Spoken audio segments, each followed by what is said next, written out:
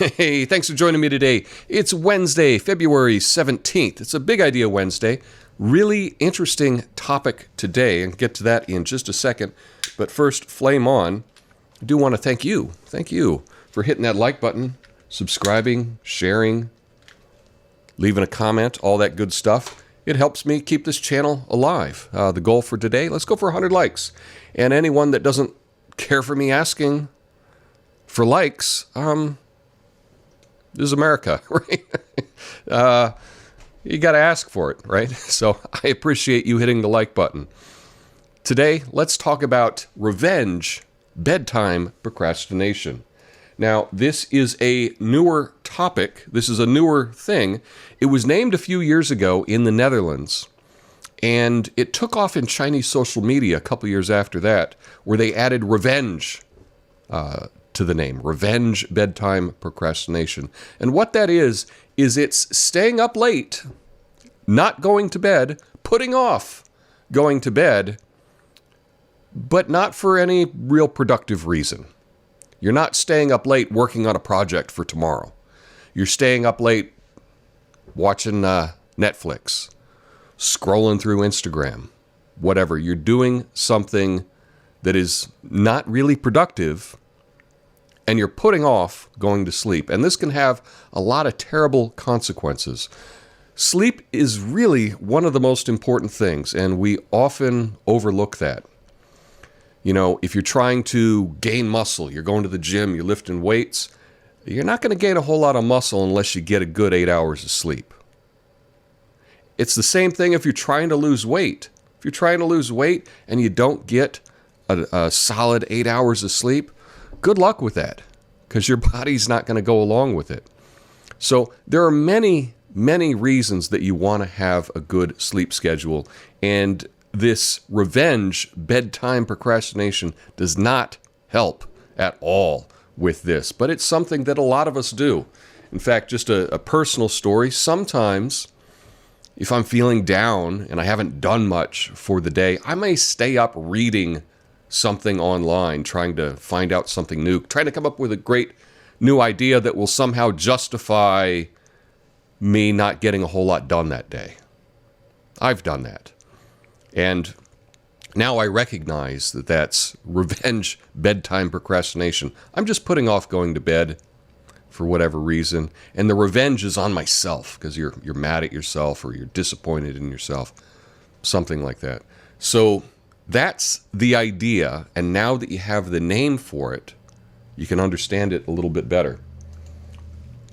So the important thing to remember is that going to sleep is a decision. Going to bed is a decision.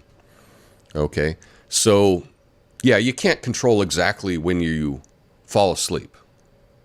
Like, we can't do that, or at least I can't. But we can decide to go to bed. And that's what this is about. It's about going to bed. Some tips on how to do this a little bit better. You've made the decision to go to bed. I like to set a time that I turn off all the screens in my house. Okay? So let's just say that's 11 p.m. At 11 p.m., I'm not watching TV. My phone is off. That's how I roll. And that gives me time to unwind and get ready for bed.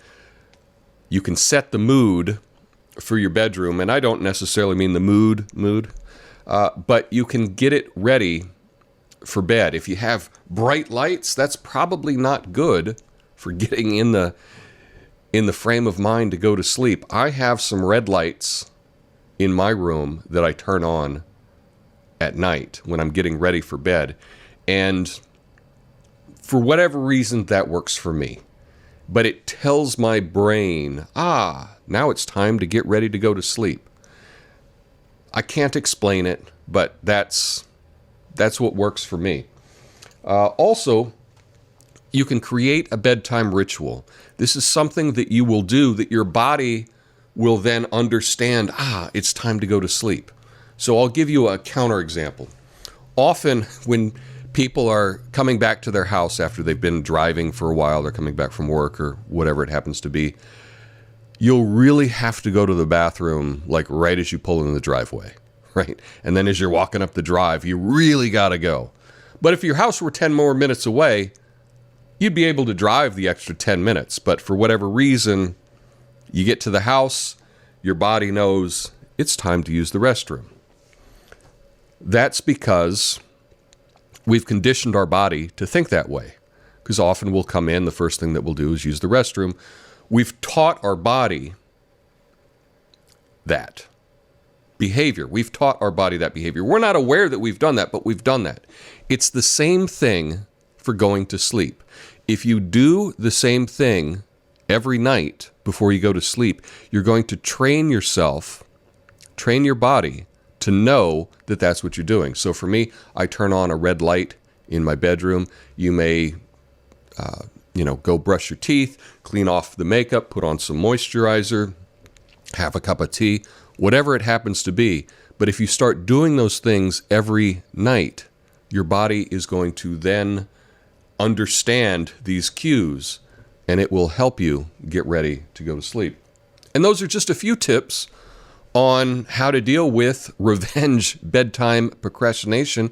If you have any other tips, please leave them in the comments below. And if you like this idea of just looking at a concept, of an idea, I have a whole playlist. Link will be in the description. Have an awesome day. Peace.